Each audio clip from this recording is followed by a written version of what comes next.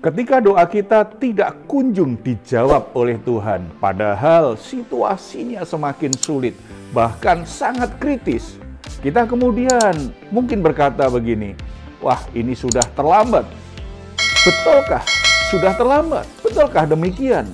Saudara, indikasi Tuhan, pasti ada alasan mengapa sepertinya doa kita belum dijawab oleh Tuhan. Tetapi apapun keadaanmu, percayalah Tuhan tidak pernah terlambat menolong umatnya.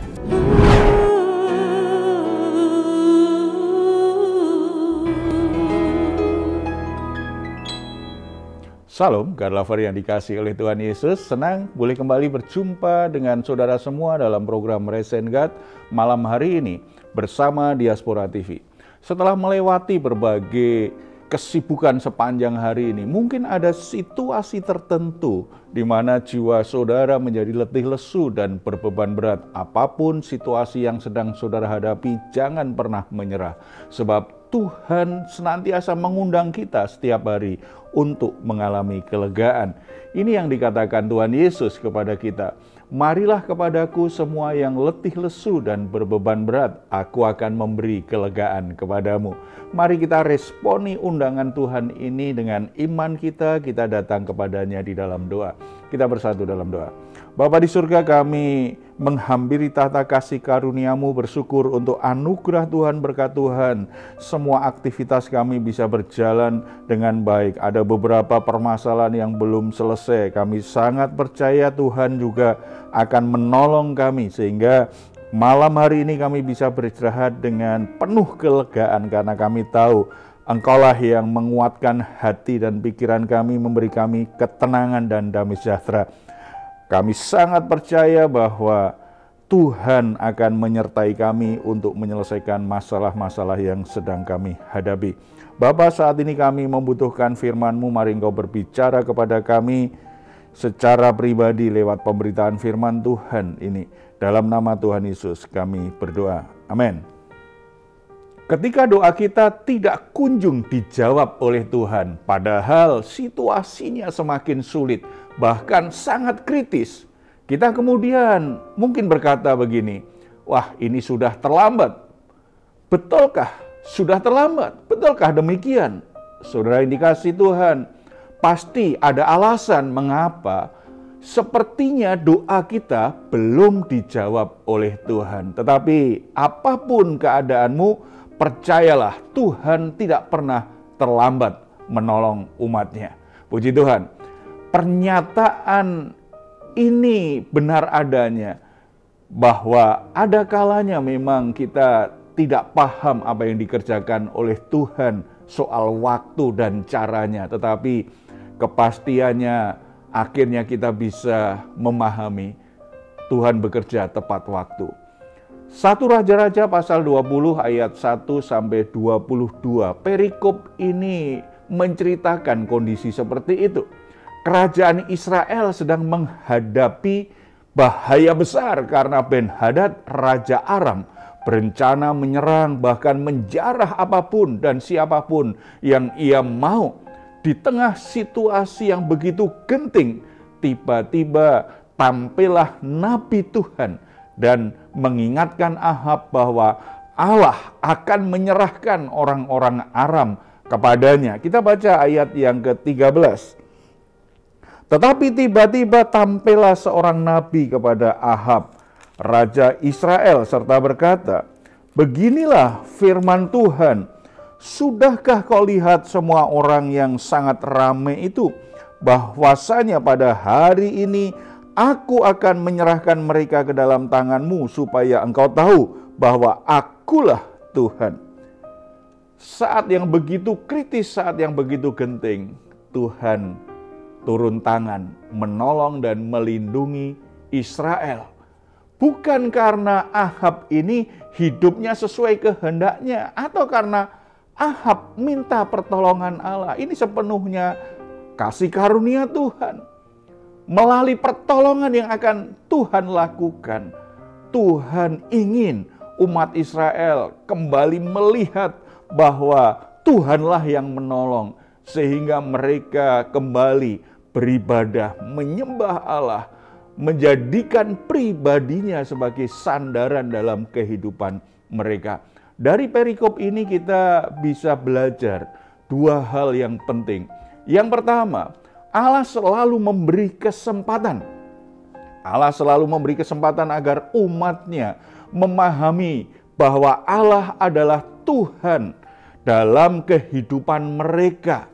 Seharusnya mereka hidup apapun yang terjadi, situasi apapun, keadaan apapun, mereka selalu bersandar kepadanya. Ahab berulang kali melihat karya Allah dan mujizat Allah yang begitu besar. Tapi sayangnya tidak juga membuat hatinya tersentuh, yang membuat dia akhirnya sungguh-sungguh bertobat dan kembali pada jalan Tuhan. Tetapi ini tidak mengurangi kasih karunia Tuhan, tidak merubah hati Tuhan yang penuh kasih karunia. Karena memang pribadi Allah adalah pribadi yang kekal, tidak mungkin bisa berubah gara-gara ketidaksempurnaan atau gara-gara dosa manusia. Justru dalam keberadaan umat Israel dan Raja Ahab, nyata betul bahwa kasih karunia Tuhan itu tersedia bagi mereka, dan Allah tetap ingin lakukan sesuatu yang baik untuk mencelikkan mata batin mereka. Pertolongan Tuhan kepada kita merupakan pengajaran ilahi supaya kita semakin mengenal dan mengasihinya. Ada banyak alasan bagi Allah untuk tidak menolong kita, sebagaimana ada banyak alasan bagi Allah untuk tidak menolong Ahab dan orang-orang Israel di masa itu. Namun demikian kasih karunia-Nya senantiasa disediakan bagi kita, sehingga akhirnya kita diberi kesempatan berikutnya untuk mendapatkan pertolongan. Kita masih diberi kesempatan untuk bisa berubah, untuk akhirnya mau bergantung kepadanya. Hal ini, kalau kita merenungkan hal ini, seharusnya membuat kita semakin berkomitmen berada di jalan Tuhan, semakin setia mengikuti jalan-jalan Tuhan, semakin mengasihi Tuhan. Itu yang dirindukan Tuhan. Dia nyatakan kasih karunia-Nya supaya kita sadar bahwa Dia sungguh-sungguh mengasihi kita dalam ketidaksempurnaan kita. Yang kedua, kita bisa melihat dari perikop ini bahwa kesempatan Allah itu membutuhkan respon. Nabi Tuhan datang kembali kepada Ahab dan berkata di ayat 22, "Baiklah, kuatkanlah hatimu, pertimbangkanlah dan pikirkanlah apa yang harus kau perbuat. Sebab pada waktu pergantian tahun Raja Aram akan maju menyerang engkau." Ahab diminta untuk menetapkan hatinya, mencari kehendak Tuhan dan hidup dalam kebenaran Tuhan. Tetapi sayangnya kembali Ahab tetap mengeraskan hatinya. Ahab tetap membutakan penglihatannya akan kedahsyatan, akan pertolongan Tuhan. Dia tetap tidak mau bertobat. Saudara-saudara, dari cerita ini kita harus belajar bahwa kita perlu untuk memberi respon, meresponi kesempatan yang Tuhan sudah berikan kepada kita lewat pertolongan-pertolongannya, lewat berkat-berkat yang Tuhan berikan, lewat kesembuhan yang Tuhan berikan, lewat keberhasilan-keberhasilan. Ketika kita terpuruk, ternyata Tuhan angkat kita kembali. Ketika jalannya sudah buntu, Tuhan buka pintu bagi kita. Ketika kita sudah kewalahan menghadapi masalah, Tuhan ternyata menolong kita sampai kita kuat dan sanggup untuk menyelesaikan masalah itu. Apapun yang Tuhan sudah berikan, pertolongan, kebaikan, berkat Tuhan, itu mestinya membuat kita lebih meresponi apa yang Tuhan katakan, apa yang Tuhan kehendaki. Kerjakan dan taati apa yang telah diperintahkan Allah kepada kita. Firman Allah yang sudah kita baca, kita dengar lewat khotbah-khotbah yang kita ikuti dalam ibadah-ibadah atau di YouTube atau di lewat media yang lain. Firman Tuhan yang kita sudah pernah dengar, kita sudah baca. Jangan hanya lewat begitu saja. Tidak ada yang benar-benar kita responi. Kita mesti mengubah sikap kita. Responi dengan positif setiap firman Tuhan yang kita dengar, yang kita baca, dan lakukan dengan sungguh-sungguh. Lebih baik kita belajar melakukan firman Tuhan walaupun mungkin belum sempurna, masih gagal di sana-sini. Tetapi itu lebih baik daripada kita tidak meresponi firman Tuhan lalu kita berkata bahwa kita lebih tahu dari apa yang Tuhan katakan. Itu lebih buruk lagi. Sebagai umat tebusan Tuhan, sebagai orang-orang yang sudah ditebus, dibayar lunas oleh Yesus Kristus di atas kayu salib, Tuhan rindu kita semua semakin menikmati persekutuan dengannya, semakin meresponi firman-Nya, supaya hidup kita bisa dibawa langkah demi langkah dalam keindahan rencana Tuhan yang luar biasa. Setiap pertolongan Allah yang sudah kita alami seharusnya membuat hati kita semakin mudah untuk meresponi Tuhan, membuat hati kita semakin mengasihi dan menghormati Tuhan. Dan respon yang benar pasti akan terlihat bagaimana kita mengubah cara hidup kita yang tidak benar menjadi benar. Bagaimana kita meninggalkan dosa-dosa kita, berbalik mengikuti jalan Tuhan. Bagaimana kita meresponi perintah-perintah Tuhan dengan positif untuk melakukannya setiap hari. Hidup dalam pertobatan itu bagian dari kehidupan Kristen yang normal, di mana setiap hari, setiap kita mendengar firman Tuhan, Tuhan nyatakan, Tuhan koreksi, ada yang salah, ada yang kurang, kita responi dan kita perbaiki diri, kita tingkatkan diri, kita lepaskan apa yang salah dan kita kenakan apa yang benar. Itu bagian dari kehidupan Kristen yang normal, di mana kita berubah hari demi hari, semakin menyatakan keserupaan dengan Yesus yang nampak dari hidup kita yang mengikuti kebenaran Tuhan. Saudara-saudara yang dikasihi Tuhan, mungkin ada di antara saudara saat ini sedang bergumul dengan masalahmu. Saudara sepertinya berpikir sudah terlambat, tidak ada pertolongan dari Tuhan. Apapun keadaanmu, ingat, renungkan firman Tuhan.